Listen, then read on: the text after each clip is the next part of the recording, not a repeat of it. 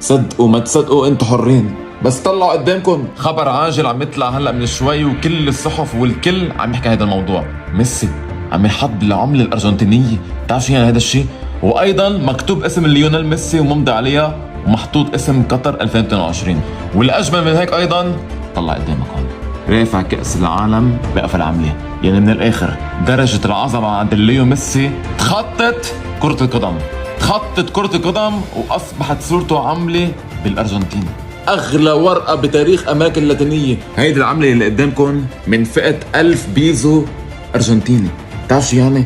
يعني 1000 بتعمل 10,000 دولار.